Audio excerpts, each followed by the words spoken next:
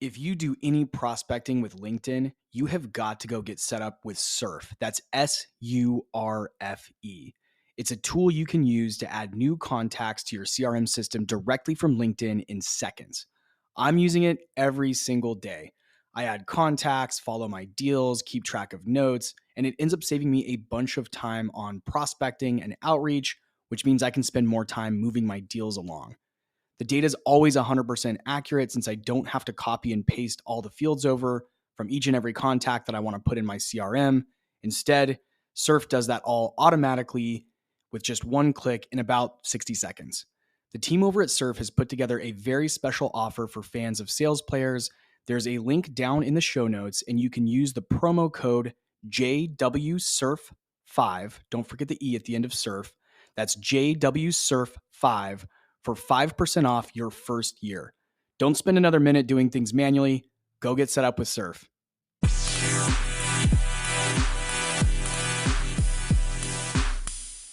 Hello out there, everyone, and thanks for tuning in to another episode of the SaaS Sales Players. I have a wonderful guest that I'm looking forward to introducing today, a man by the name of Chris Dankowski. Chris is a senior sales strategy consultant at Sapper Consulting and the owner of the Bluebird Sales Consultancy. He's someone that I met almost a decade ago. I guess it was 8 years ago is what we determined in the show, when he and I worked together at our first software company in Austin, Texas. He and I have kept in touch here and there over the years, and I was so excited to have him on the show. He shares a lot of insight into how you can be measuring the effectiveness of your outreach and your outbound campaigns. He speaks about the things that he did to get into some companies that are fast movers and shakers like Outreach and HubSpot. And then we talked about what the next wave of prospecting channels might be, so that you can get ahead of the curve and start reaching out to your buyers in those channels. So with all of that said, Chris, welcome to the show.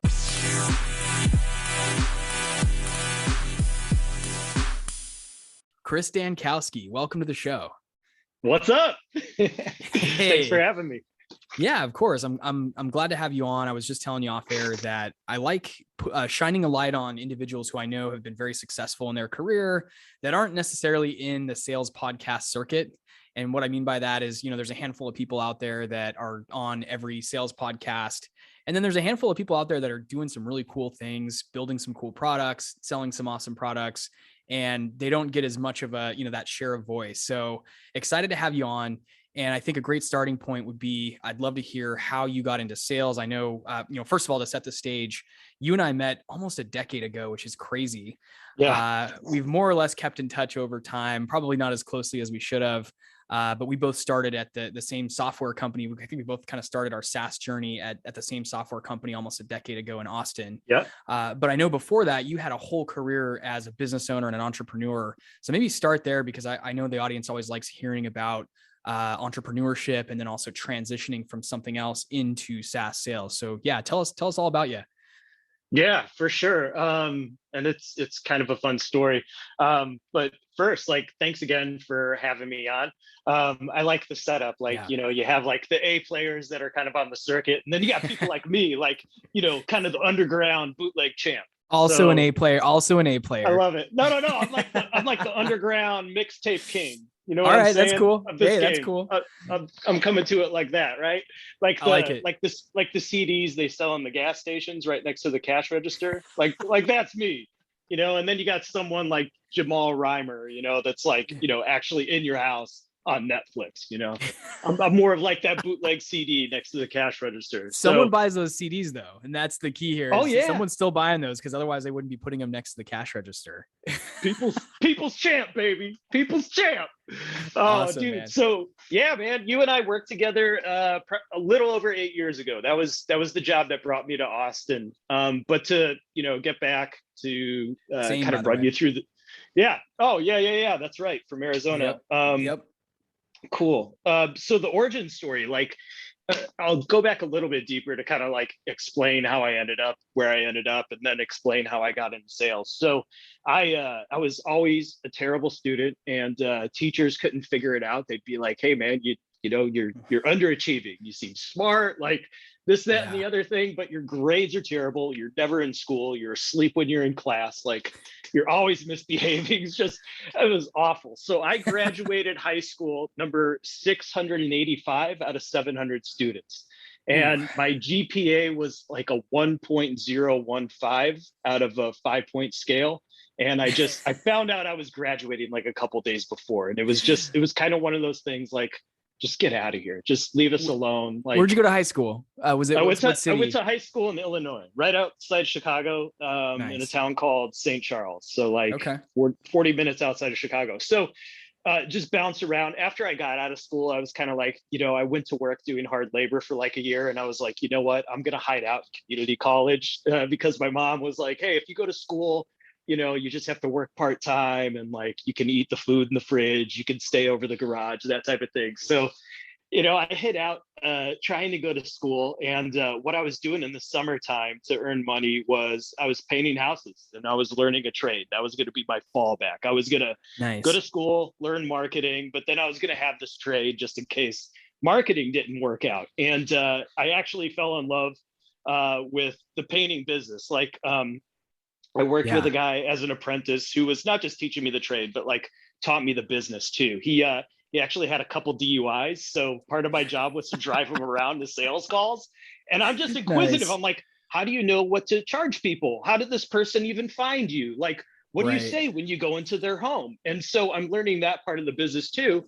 And eventually I moved out to Colorado to finish up school at this school in Durango, Colorado, which is the middle of nowhere, and it's beautiful. It's called Fort Lewis College. Mm-hmm. You know it?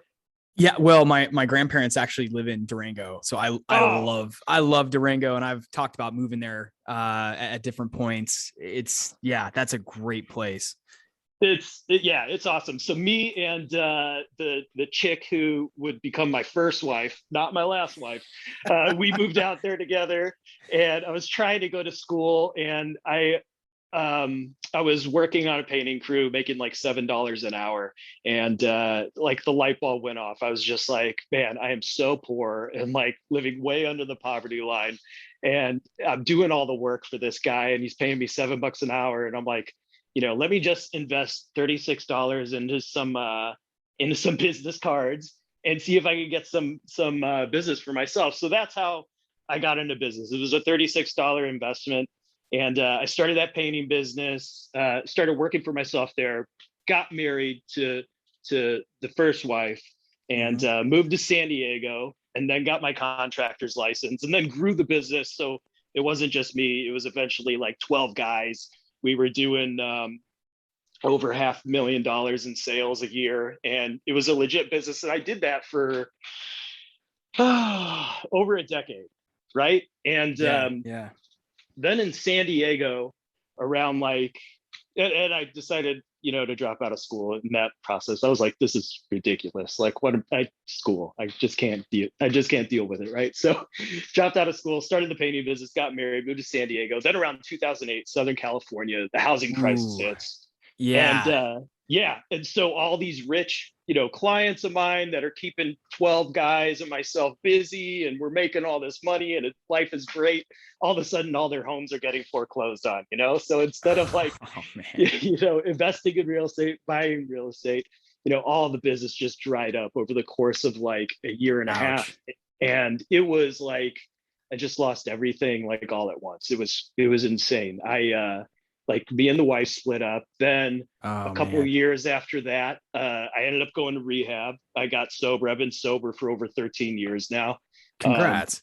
Thank you. That's like a huge part of the story. And then right after I got out of rehab and I was all cleaned up, filed bankruptcy, condo got foreclosed on, Gabe just folded up shop on the business, gave all my tools away to my foreman, and was like, good luck with this freaking business, and like had no plan and no clue what I was going to do.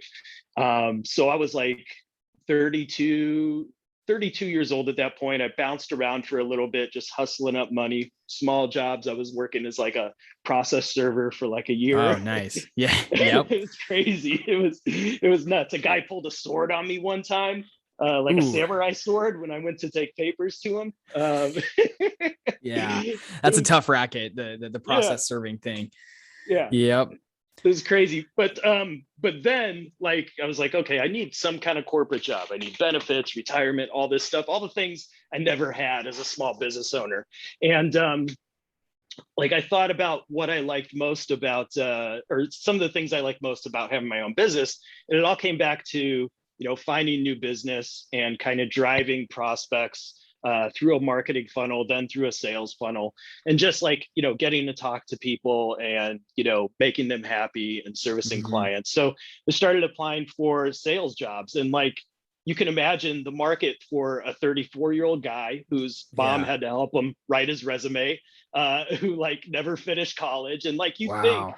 owning a small business is like, oh, anyone is going to see, like, I built this business, I did all the sales and marketing, like there's value in that. And it's like, no, you have no experience, dude.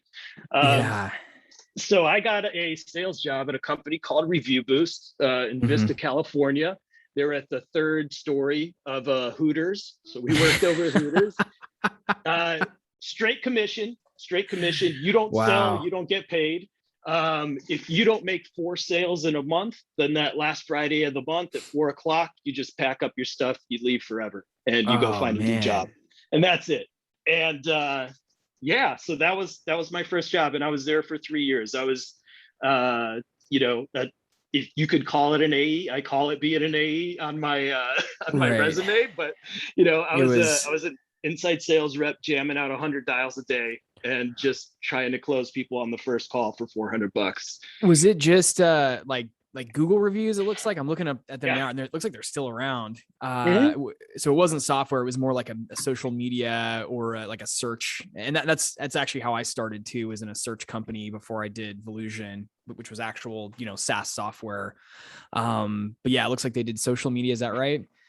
Yeah, it was like search engine marketing, right? So if you Google, Got like, it. say, a lot of our customers were like car dealerships or hotels. So if you Google that car dealership, we want to make sure that everything that comes up on the front page of Google results is like positive stuff, press releases, nice videos, your Facebook page, and some good reviews for your business too, right? So Yeah. Okay. so and then they actually promoted me to manager, like after like 3 or 4 months. They were like, hey, you're like on time, you don't come back from lunch with your eyes bloodshot, like you're yeah, you're an upstanding citizen. yeah, you can fog a mirror, right? So why Yeah. don't you build a team? And so I built a team of openers, and I got manager of the year twice. And it was the traditional boiler room model where you would have openers on the phone, they'd get the business owner on the phone, and then they'd say, you know what, Chris is in the office right next to me. He talks exclusively to car dealerships. Let me get him on the line. He'll explain the offering to you and do the demo. And then they'd Yeah. raise their hand. They go, Chris, TO. Then I'd get on the phone, and the guy would be like, hey, I heard everything. They didn't have me on mute at all. Like, Oh man. yeah, And so you'd come in and you'd wrap up the deals. I remember those yeah. days. It's hard to replicate that culture in a Zoom first sales Oh, world, yeah. because No like way. I remember my first couple sales jobs in Involution also, where you've just got a massive people out on a floor making a bunch of phone calls. It's loud as hell. Mm-hmm. And yeah, you're struggling if you're on a call in real time and you're like, spinning your tires. Your manager can hear everything, so they come over Yeah, and they're like, "Hold on, I'm gonna take this one. I'm gonna escalate it up, and then yeah, what can yeah, we do to earn your business today, sir or ma'am?" yeah, And it'd probably be really hard to replicate that today. yeah. Um, that's an Definitely. interesting epiphany that I just had, and I'm realizing, like, yeah, that's how I started my career too. And I obviously in nowadays I do something completely different than just sort of the 80 to 100 dials a day and Yeah. transactional selling, but I imagine it's really, really tough to replicate that kind of culture in today's world. Yeah, well, especially with people working remote too, right? Yeah. But it's Yeah. funny, like the work we do at Sapper, a lot of it is consulting with BDR and SDR teams, and they don't even cold call anymore, like a lot of them, right? Um, like I'm working with a team of BDRs, and they're making, each BDR is making less than 35 dials a week, and they're just sending off a bunch of automated emails, like way too many. and really bringing down their sender reputation score. So most of those emails are going to spam. And then on the off chance that someone replies positive to a meeting, those are the meetings they take, and those are the phone calls they make. And it's just kind of like, I don't know, man. It's just, it's it's not the way to do it. It's tough. So really quick, stepping back, how did you transition out of Review Boost over to an actual SaaS software company? And, I think our stories are pretty similar. First of all, our stories are very similar, even down to the, low GPA in high school. We share that. Nice. And then, how did you land over at Volusion? And maybe we take a moment of silence to thank the folks over at Volusion for both taking a bet on us, because they were the reason that I ultimately landed in the software industry and, moved myself across the country, I guess, like across a couple states anyway, to go to Austin and start my career in SaaS. But yeah, how did you find out about Volusion? And, how did you make the transition from media sales or social media sales, reviews to an actual SaaS platform? Yeah, no. And I echo that sentiment 100%. And like, it is a good time to pause and be like, that company Review Boost I work for, like, I hold them in the highest regard. And same thing with all the companies that I work for. And Volusion, it was really a matter of like, my wife and I just decided, we wanted to try to live somewhere else other than San Diego. We wanted to live somewhere that wasn't so expensive and wasn't so crowded. And we figured we'll take a chance, we'll go somewhere. And the worst that'll happen is we won't like it and we'll have to move back to San Diego. Like, that's so terrible, right? So, and at the time, and this is still the case, but like, you see all these lists out, like, best places to live, best places to raise a family, and Austin's always right up there. So I kind of like blindly just started applying, like spamming out resumes to just not even specifically software companies, just companies that I thought looked kind of neat in Austin. And Volusion stuck. Like, I interviewed with them. I as part of the interview, I'm sure you had to do this, but you had to do like a live role play, and like they were trying to throw me these objections, and like, dude, I'm from the legit real life boiler room where people are TOing calls. Like, you're not going to stump me with any like, oh, I need to talk to my wife type objections, right? So I just like, blew the doors off, got hired. I was like, I remember when I called my wife to tell her I got that job, and I'm like, I'm getting benefits. There's a 401k. I'm getting a base salary. She cried on the phone. She was so happy for me. And she knew like how hard I worked. Like, it was truly a huge moment. I got pretty emotional when I got that job offer, and like they really sold that company too. Like, you'd go to their website. I'm sure they still have this. I haven't checked in on Volusion's website in a while, but like they had this video of like people scootering around this warehouse office in Austin with like free snacks, and they're like playing breakfast tacos, playing ping pong, or it was Nerf guns or something at that time. And I was like, man, I officially made it. I'm going to go work for like one of the tech companies in Austin. And same. It was a great job. And I know, we worked for some great people there that were, fantastic coaches. I want to ask you, because since then, not to move on too quickly from your Volusion experience, but I do want, since then you've been at some very well-known tech companies, Evernote, Outreach, HubSpot. I know I have a lot of the listeners reach out and say, how can I position myself to get in the door at one of the hot SaaS companies? And I'd say all three of those are pretty, extremely well-known companies. And in the case of like Outreach and HubSpot, they're both, unicorn or, post-unicorn status, where, in HubSpot's case, they're just one of the biggest, most successful SaaS companies out there. What was your strategy for going from Volusion? And again, not to diminish Volusion at all. It's a great company. It's a great place to start a career.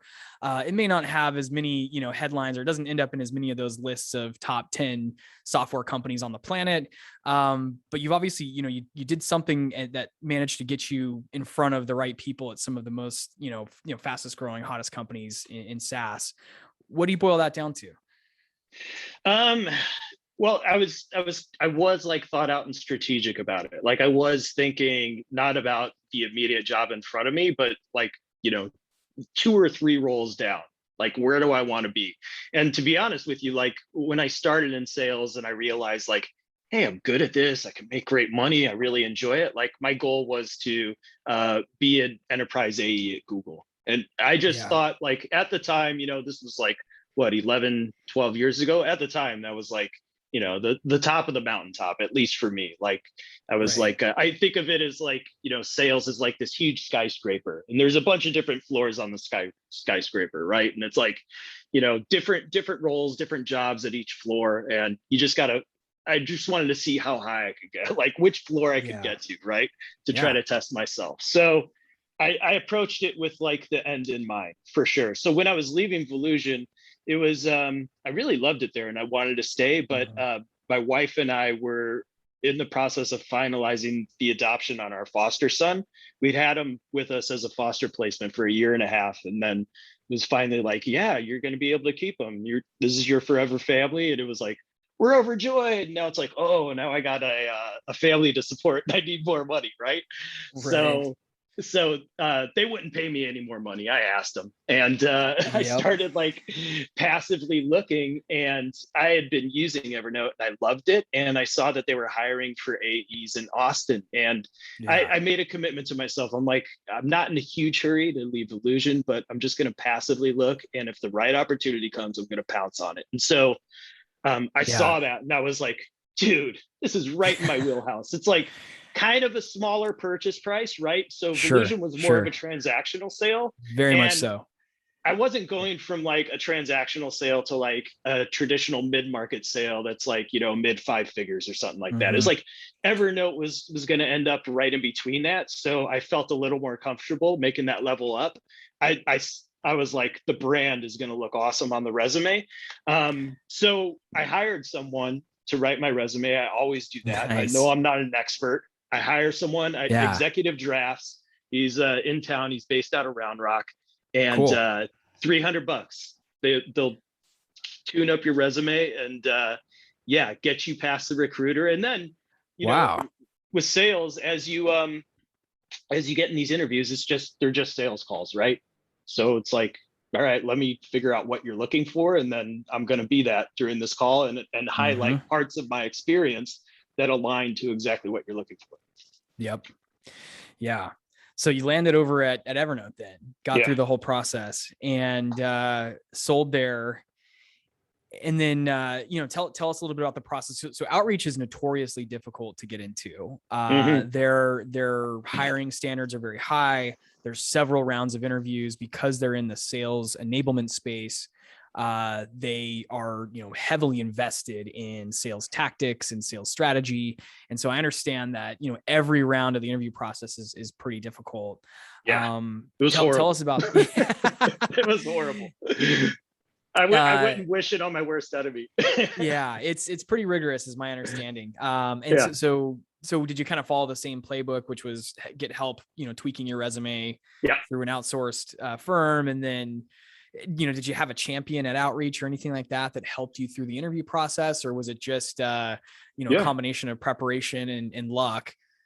Sure. It was kind of all three. And it was similarly like really eerie timing. The same as when I left Illusion. It was like I was ready to leave Evernote just for a few reasons, like just regular startup stuff, those regular challenges, and I was ready to go, but my ass wasn't on fire to leave. So I was like, hey, if something truly awesome comes along, like I'll pounce on it. And then, once I made that decision, not like, maybe a month later, a recruiter reaches out from outreach, and I'm just like, you have got to be fucking kidding me. Like, because to me, like, first of all, I'm a geek when it comes to anything sales tech related, like especially sales engagement platforms. Like back in the day, I used to send at the end of the month at that job at Review Boost, I would send like these end of the month, like, closing emails trying to offer discounts to like all the people I talked to in that month, but I would just BCC everyone.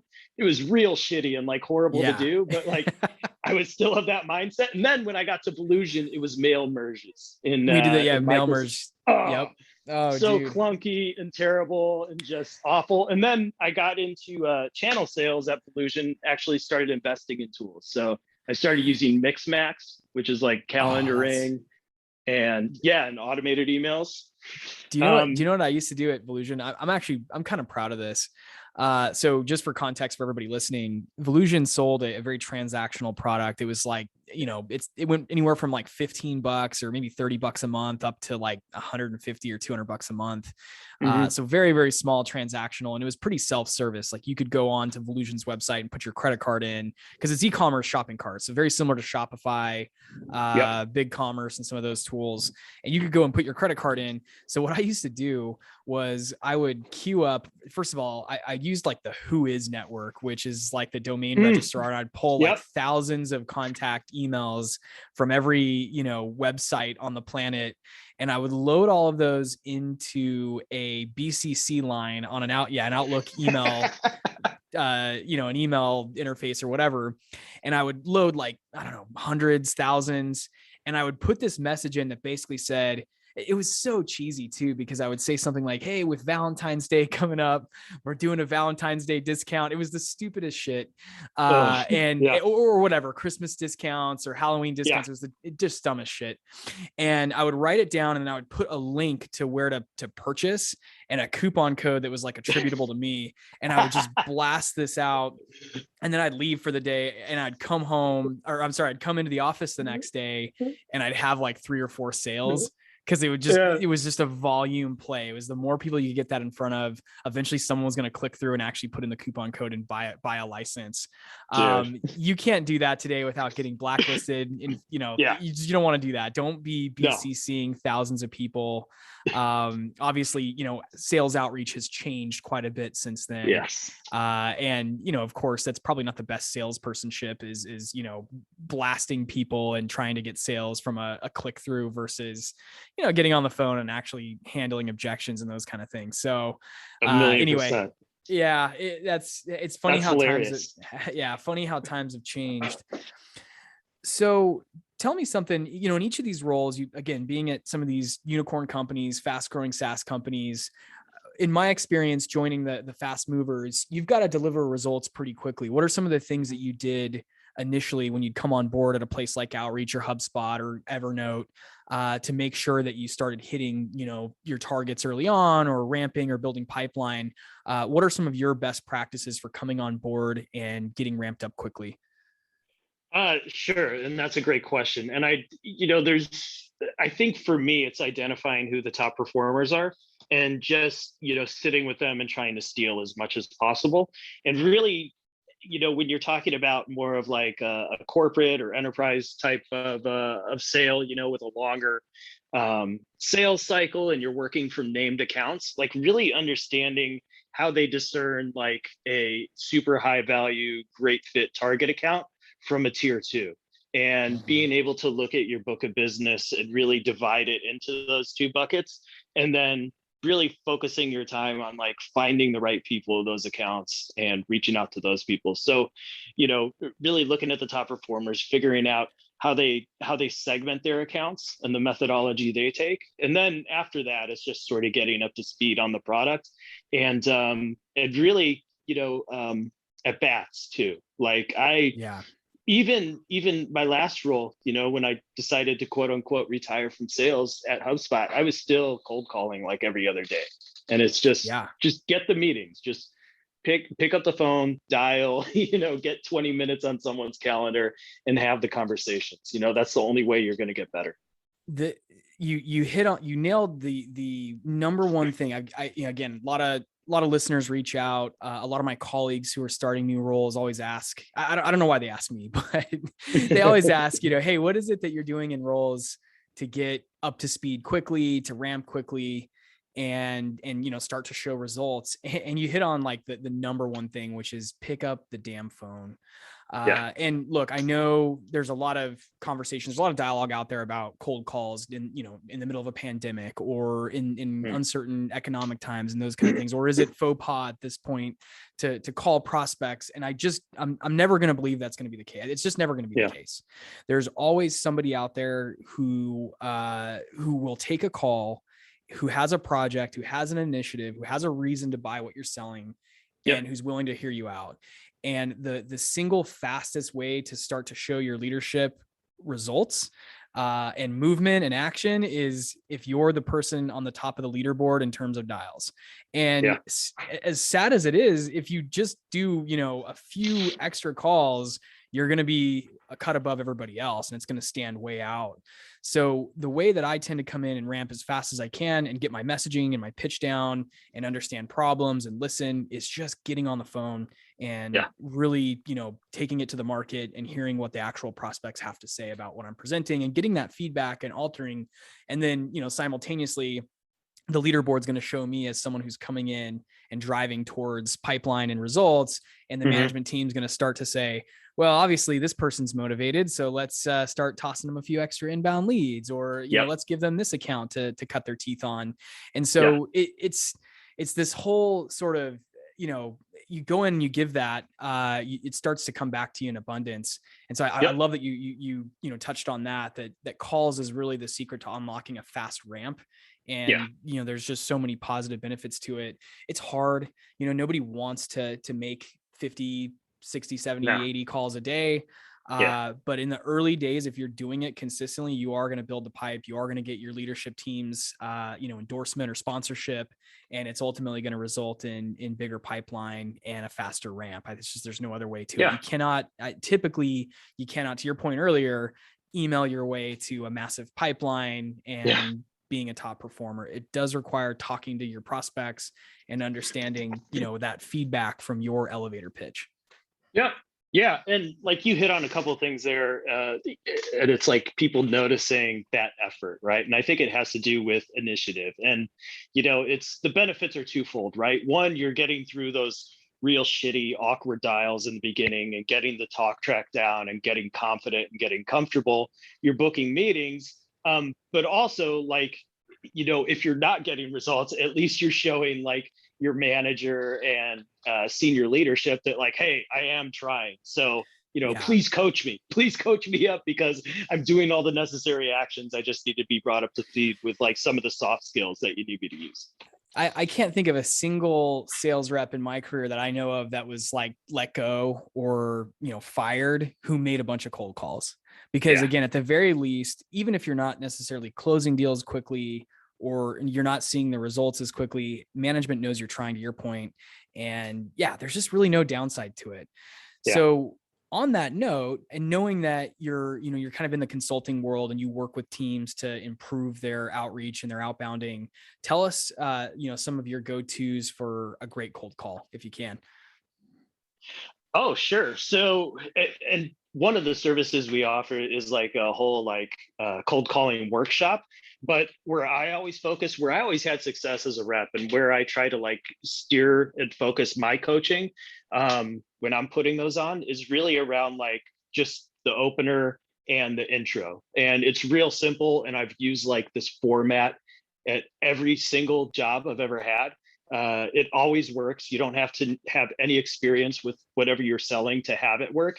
And it's always going to result in meetings. And that is like, you just say, hey, Jesse, how have you been?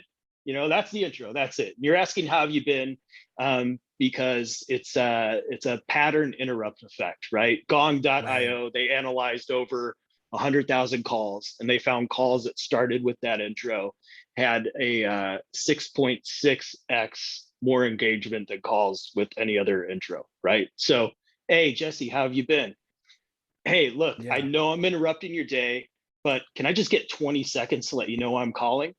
Well, if you say no to that, then you're just a huge dick and like you're not talking to anyone, right? So everyone's going to say yes to that. And then once you say yes to that, then it's elevator pitch time. Like, I was just reaching out because some of our best customers, they're just like your company. We're helping them solve X, Y, and Z. So really, like I said, I'm interrupting your day. Don't want to take up your time, but I really just want to get 20 minutes on your calendar so we can do a little bit of a deeper dive on this to see if we may actually be able to help you. Why don't you pull up your calendar right now? I'm free tomorrow at 10, and then, they'll book time. If they don't book time, you try to turn it into a discovery call. But it works great. And so I really hammer that to people. And then I try to like explain to them and using data to kind of get them past the call reluctance. So like amongst our customers, when we look at their sequences and how the sequences are performing and how to optimize sequences, one thing we found is that call steps and sequences, when we're talking about booked meetings, call steps and sequences outperform all other steps by 8 to 10x. So Really? you're talking to a team, you're talking to a team of BDRs. They're going cold outbound. They're supposed to be calling, but they don't want to do this. They just want to put 100 people into an automated sequence every day and then deal with the replies. Or worse yet, right? They want to take 30 minutes to research LinkedIn, to look at TechCrunch, or look at the Wikipedia page, look at the website, type up this beautiful email, like the best email ever, that chances are there's a 75% chance, 75% chance it's not going to get read. It's a really great subject line. 75% chance it's not going to get read, where they could have picked up the phone and spent 90 seconds, And one quick tip for that, I think I learned this from John Barrows, is if you have a sequence and you write this like very beautiful email for the first step, have the same email go out again a second time, because to your point, like there's a 75% chance it's not going to get read. Again, emails alone are not going to be the answer to all of your, pipeline woes. To your point, you've got to pick up the phone in conjunction with the emails and other channels. But that is super interesting data. Yeah, it's pretty cool. And again, that's just from our customers and looking at the work that we've done for them. And it's kind of cool because it's like, we do these services and we do all this consulting work and advising people. But then when we're implementing the sequences and the technology, like we can circle back around for those optimization calls that we provide. We can actually, see the results and measure the results and then just replicate that with other people. That's so really it's cool. It is really cool. And like, as a sales rep, you know how it is, where it's like you deal with someone for 90 days and you get this great relationship and then they close, and then it's kind of like, all right, bye, like I'll be on the calls from time to time, but really this is it. And you never know, like, really, how they're doing with the platform. Unless you're really active in expanding that. So this is cool being on the other side of it now. That is really cool. What other interesting data points have you uncovered in the work you're doing? Oh, geez. It's like a pop quiz now. And if there's nothing that comes to mind, we can move on. But no. I love good, data that like presents a new, basically changes your thinking, because when you hear something like, oh God, 75% of my emails are actually not going to get read, or at least on the first touch. And so why invest 2 hours, 3 hours, 8 hours, God, longer than that to put together this beautiful email that's going to go in someone's spam box, or it's going to get deleted instantly or filtered out. So I love insights like that, where it sort of, helps reshape your thinking around how you approach your pipeline generation. Yeah, and one of the things we're doing now, we have some of their historical data, but we're working with a large global enterprise. It's one of my accounts, and the focus is not just outreach adoption and outreach excellence, but also video prospecting. So they've been using a video prospecting platform to embed these short demo videos into outreach. And the team that is having the most success, they've seen like I think it's like a 3x response rate from emails with video content versus prospecting emails without. So we're doing some things with them to like determine exactly what they're doing, refining that to get them better results, and then taking that to other teams across the organization to replicate that. So that's going to be really interesting, because the more, like, not to get too high level, but as time goes on, like, and you think about B2B SaaS sales, right? You look at B2C sales, like right now, I could go and view a house without having to talk to a realtor. I could buy a car without having to talk to a car salesman. So with people don't want to deal with salesmen anymore. So with B2B SaaS sales, it's like they're still going to have to talk to sales at some point, but the role and responsibilities of sales are going to change. And where they enter into that buyer's journey is changing too. It's deeper down in the funnel. So when you look at something like video prospecting, and then using that as a propensity tool for a sales rep to say like, oh, this prospect looked at 2 minutes of this 5-minute video, I should follow up with them for a phone call. That's what I find like really interesting, and kind of like the future of where all this is going. I want to start using more video in my prospecting. I'm honestly, I'll admit it here on the air that I've tried to use, different video tactics in the past. So I want to dig into what you mean by video, because I think of video in prospecting in sort of two forms. One is you're sending over like a explainer video or a product demo video that's on your company's Vimeo or YouTube page. And then the other way that people refer to video is like, I have Vimeo, or not Vimeo, Loom is I think one of the companies. Yeah, Loom Vidyard. Yeah. And it's me with like a weird sign or something. And I'm smiling and I'm like, hey, Chris, you're my prospect and I'm Jesse. And I want to get 15 minutes of your time to show you a demo. Which one are you guys seeing is sort of more effective? And then, what are some ways that someone could maybe think about incorporating video more into their prospecting? Someone like myself, who's not doing any video prospecting and probably should be. Yeah. Well, it's two different use cases, sort of, right? So the first one where you're talking about more like a, micro demo, a product specific, not necessarily personalized, like the videos coming from marketing. If you have any kind of insights into like, that prospect read a blog post that details that specific line of business or those particular features, or they downloaded a white paper, like then I think following up with that video content as a sales rep and using that for an icebreaker is a money move. And when you're talking about like the personalized videos, like Vidyard and Loom and things like that, the trap that people fall into is the same exact trap when we talked about like taking 30 minutes to personalize that first email in a sequence that like no one's going to see, right? They send it too early. So what I say is like, they send it too early. So what you do is you wait until after you sent them like maybe 3 or 4 emails, and then look at the people that are actually opening your emails. And those are the ones that you make the personalized video for, where maybe you have like their website up in the background. And, we used to do this at HubSpot. Like, I would pull their website up and just be like, hey, it's clicking around your website. Just one quick thing I think you could improve on. And, for conversions. And, I would click through that and be like, hey, you have too many fields on your contact us form. We've seen if you only have 4 fields, you're going to convert this many more customers, throw a proof point out, and then, send it off. And great, they're going to look at it at that point, right? But yeah, people they like, try to do like 100 of them in a day. And that's not the way to do it. You have to be kind of like a sniper, Okay. Yeah. One thing I was being hard on myself earlier, because I was saying I don't do enough video prospecting, but I'm remembering now that, earlier this year, I did send a couple of very customized videos to some, it wasn't the first touch, to your point. It wasn't, early in the prospecting process. There's a couple of touches in, but I sent over like an audit of their current, experience, and showed how we would expound upon that experience. It's very short. I just use Vimeo.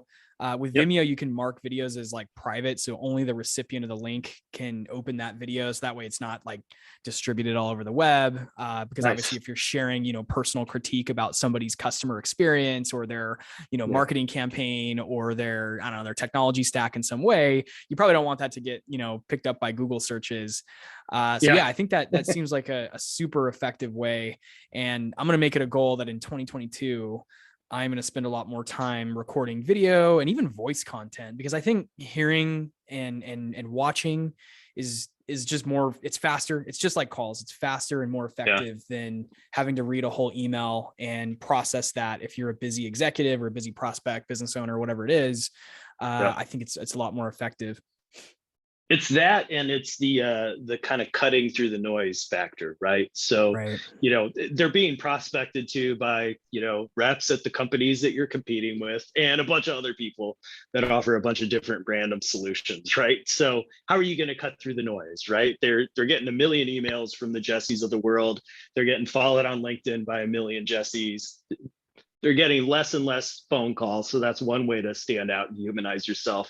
But some of those other more creative touch points, like, even snail mail, like if you can if you could write someone a postcard, like a handwritten postcard, or if you could have a service do it for you, I mean, that's pretty cool and pretty cheap. And it might get there. Do you guys measure data around things like gifts or mailers? I know it's a little nuanced to try to pick up data on what the response rates are from a mailer, but do you guys have anything like that? It's tough. I don't know if we've done it in the past, but the cool thing about most sales engagement platforms is you can do, A, B, C, D, E, F testing on different steps. So like if a client came to me with that and they wanted to test that, I would say, first, make sure it's a solution that integrates into your sales engagement platform, then run that as the A version of, whatever step in the sequence, and then create a B version that's like a different type of touch point altogether, like an email or something. Okay. Yeah. But yeah, with physical mail, it's like, they're getting a package and then they're replying and then you're setting up the meeting. So it's harder to measure, but you can do it with like, video content versus white papers versus just plain email content. Run more traditional testing that way. What other channels or platforms and when I say channels, platforms, meaning like, InMails or, are there is there anything else out there that surprised you about the data you guys have gathered in terms of high response rates or high engagement with a prospect? Is InMails pretty high? Are people starting to use things like WhatsApp or SMS or other channels like that for prospecting? What's your take there? WhatsApp, like overseas, I'm working with a team in Latin America and Argentina, and it's funny because culturally, like cold calling is kind of a no-no. At least that's what they're telling me, right? Maybe it was in LATAM, I think so. Yeah, and so it's very email and LinkedIn heavy, but then they'll send a WhatsApp message just to see if if it's okay to cold call them. Interesting. Okay. Yeah, and they have really great success with that. Smoke signals are working really good too. If you can, I'm just kidding. Owning pigeons, carrier pigeons, door knocking. A bottle. Yeah, door knocking would probably not be effective right now. Yeah, in mails, it's interesting. So, like anecdotally, as a rep, I never really had much success with them. I think, like if we recommend in mails, it's usually part of like an AE prospecting, and maybe they're teamed up with a BDR, and so the BDR will be, on LinkedIn liking posts and following the person, and then the AE reaches out with like maybe a connection request, and if they don't get the connection approved and they can't send a DM, then they send an email. But yeah. So that's funny because in the past, I've had a lot of success with InMails, but the asterisk that I'll put on that statement is that I probably started InMailing before most people InMailed. And so I from late 2014 until 2017, I had a little bit of a head start because it just was not what it is today, where everybody's on it and everybody's manager is encouraging them to use Sales Navigator to InMail. And through those years, I was very effective at getting executive meetings booked through InMail. Nice. Now, I can't point to, probably in the last 18 months, I've had some traction. A lot of that though is because I was already connected with someone, and I've built up the network on LinkedIn over the years, so that helps with your response rate when you're mutually connected to a lot of people. And then I will also say that where I found the most use for something like Sales Navigator using InMails is for events, which has sort of gone a little bit by the wayside. I mean, digital events are one thing, but we used to send InMails ahead of a trade show or ahead of an industry event or something like that would say, hey, Mr. or Mrs. Prospect, we're going to be in Palm Springs for this event, and we would love to buy you coffee while we're there or take you out to tacos or whatever it is. And that gets a really high response rate because people are like, oh, cool, someone's going to buy me tacos in Palm Springs. So that's where I've found the old, like, hey, I'm going to use InMail to send that same template that we talked about earlier, which is here's what our solution does and XYZ, and we help other customers. It's just a little bit harder to get, interest through InMail versus, again, something very personalized. Hey, I'm going to be in your town. I want to buy you coffee.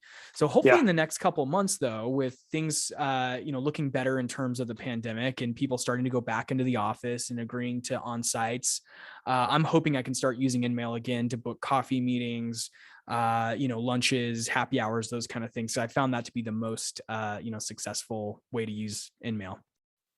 The other thing you brought up that I love is like the importance of being an early adopter, especially if your job is, prospecting focus. Like if a new channel opens up somehow, like InMail did when it was new and you jumped on it, it's really an awesome chance for you to stand out. And again, like, cut through the noise. On LinkedIn, I know just in the past year, they gave people the ability to send video direct messages, I think. And like I talked to reps that were just having like tons of success with that, just sending a personalized video through a LinkedIn DM to like a high value target account. Well, I'm sure everyone's doing it now or something, but yeah. What do you think the next, like that? Yeah. What do you think the next InMail is? If you could guess, and that way, let's make some predictions here and maybe a year from now, we'll get back on and see if those ended up being, so it's, dude, it's so funny. I want to be careful about how I share this story, but I had, let's just call it a counterpart, or, he wasn't my leader, but he led a, similar team. Really thought that whole Cameo thing was going to take off. I don't know if you know what I'm talking about, but there's this service called Cameo where I guess you can pay like Snoop Dogg or some like washed up reality star from the early 2000s, a couple $100 to like send a message and maybe it's Snoop Dogg who's like, hey Chris, I'm reaching out on behalf of Jesse and he wants to set a demo and show you what he can do, and he can help your metrics by XYZ. So there's this whole service Cameo. Most people are probably already familiar with it. I hadn't really heard about it, but there was this manager that I'm aware of that just thought that was going to be the next wave of prospecting glory. He was just hell-bent convinced that, well, the future is going to be Snoop Dogg and Snooki reaching out to people. And I swear I was like, when I heard this, I cringed and rolled my eyes. And that's funny. For a minute on LinkedIn, people were like, oh, Cameo is the future of prospecting. And I kind of saw the same thing recently with people doing like cold FaceTimes. I don't know what it was all about. I saw like just a bunch of posts about people trying to do cold FaceTimes. I think that I haven't formulated an opinion on that because I just haven't tried it. So I'm not going to take sides, but apparently there's a lot of people that believe that's the next wave of effective outreach. But I am curious. Yeah. Do you have any other, based on data and actual work you're doing with clients or your, students or your clients anyway? Yeah. Any idea what the next channel for prospecting might be? I think someone has to figure out text messaging. Like it's, in the past few years, it was like everyone wanted to jump on text messaging, but no one has really figured out how to use it in a prospecting motion. Like we've realized it's great in a deal funnel when, in a sales cycle, when you already have a relationship with someone. It's great for confirming meetings and making sure people get to a meeting. But as far as that initial two-way contact, I think there is a use case there, but I'm just not sure, like, where it should fold into the other touch points and what the messaging should be like. Like, I guess my initial thought is like maybe after like 6 different touches, like you've already poked them on LinkedIn a couple times, you've already emailed a couple times, you've left a couple voicemails, then I think maybe like a text message, kind of like, shit or get off the pot. Like, just let me know if I need to keep bugging you, or, am I being a pest? Like, I'm so sorry. I figured I'd text you just because I know your email is probably getting blown up all the time. I think maybe there's some value there. It's so funny you say that. So first of all, I'm a huge fan of texting, especially late in the funnel process. My mantra or my belief is that once you start texting with your champion in an enterprise or even a mid-market deal, you're likely in the top running. And like, I think your odds of winning it are so much better once you start to text back and forth. And that's what I've observed in my career. But to your point, that usually comes a lot later in the conversation process. That's not usually a way to get the door open, but once the door is open, it's an effective way to exchange information and, stay top of mind.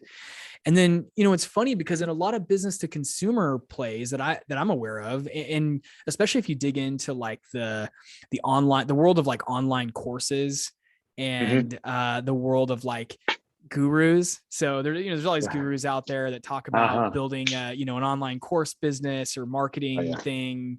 I won't name all of them on here. You probably know who they are, because if you watch a YouTube video or you go on Facebook, you see their ads. A lot of those companies seem to nurture or send text messages, I think sometimes cold or out of the blue, and engage with people. But I guess those are shorter sales cycles, and it's more of I would compare it more to a B2C type thing than a B2B thing, because they're reaching out to people on Facebook who want to be entrepreneurs, and want to start their own media business or something, or whatever, start trading crypto or start trading Forex or something like that. So that's what I've seen too in that world. And I wonder at what point that's going to be more common in enterprise B2B. I think we're still a ways off, but I do think it's an interesting channel. And I would definitely encourage people to try to get cell phone details from your champions, your prospects after that first call. But I don't tend to send a cold text to anybody unless they were an inbound lead. Sometimes I've done that with like inbound MQLs that come in where I feel like it's a good one and it's worth trying via text. But I usually do that after making calls and emails first. There's so much potential there, and people just in general, texting is the preferred communication channel. Like how many times have you talked to like a family member, or talked, not even texted, and then, you'll say someone, hey, like I talked to our cousin the other day. It's like, you're not talking, you're just texting, and it's not even complete sentences, so. Yeah. Well, Chris, I think we're at about an hour, which is fantastic. Where can, if my listeners want to reach out to you for your advice, to explore your services, where can they find you? Just hit me up on LinkedIn. I'm always open to talk to anyone about anything, not just like the consulting services that we offer, but like I know you have a lot of listeners, I think you mentioned, that are kind of more in the early stages of their career. So I'm happy to like message people about, just general career advice, kind of best practices around prospecting, cold calling, things like that, sequences. I love sales sequences, any kind of sales text. So just hit me up on LinkedIn. Slide on into my DMs. I will post the link to your profile in the show notes. Any Sick. final word of wisdom, any final words of wisdom for the listeners out there in regards to their prospecting, managing their deal cycles, anything else you care to share? No, man, just, it's a tough job, and it pays great, and it pays great because it's a tough job. So, keep your chin up and always look at, 2 or 3 deals or 2 or 3 roles down the road and where you want to be in the future, and just kind of do the math backwards and make sure you're doing the small things that need to be accomplished every day to get you to that point, and just focus on the task at hand. Awesome. Love it, man. So glad you came on, and looking forward to dropping this episode. Cool, man. Thank you.